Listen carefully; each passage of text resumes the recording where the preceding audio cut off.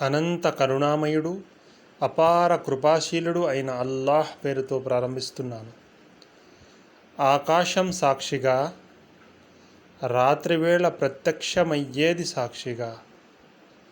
రాత్రివేళ ప్రత్యక్షమయ్యేదేమిటో నీకు తెలుసా? అది మెరిసే నక్షత్రం. తనకు ఒక సంరక్షకుడంటూ లేని ప్రాణి ఏదీ లేదు. కనుక మానవుడు తాను ఎలాంటి వస్తువుతో పుట్టించబడ్డాడో కొంచెం ఆలోచించాలి. వెన్నెముకకు ప్రక్కటెముకలకు మధ్య నుండి దూకుడుగా వెలువడే ఒక ద్రవ పదార్థంతో అతడు పుట్టించబడ్డాడు.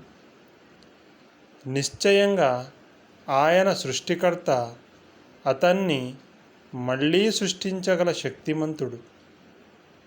దాగి ఉన్న రహస్యాలు బట్టబయలై పరీక్షించబడే రోజున మానవుని వద్ద స్వయంగా తనదంటూ ఏ శక్తి ఉండదు. అతనికి సహాయం చేసేవాడు కూడా ఎవడూ ఉండడు.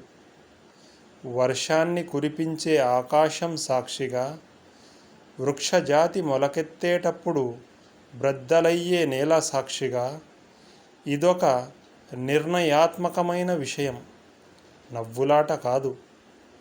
వీరు అంటే మక్కా అవిశ్వాసులు కొన్ని పన్నాగాలు పన్నుతున్నారు. నేను కూడా ఒక పన్నాగం పన్నుతున్నాను. కనుక ఓ ప్రవక్త, ఈ అవిశ్వాసులను వదిలెయ్యి. కొంతకాలం పాటు వారి మానాన వారిని వదిలెయ్యి. సూరా అత్తారీఖ్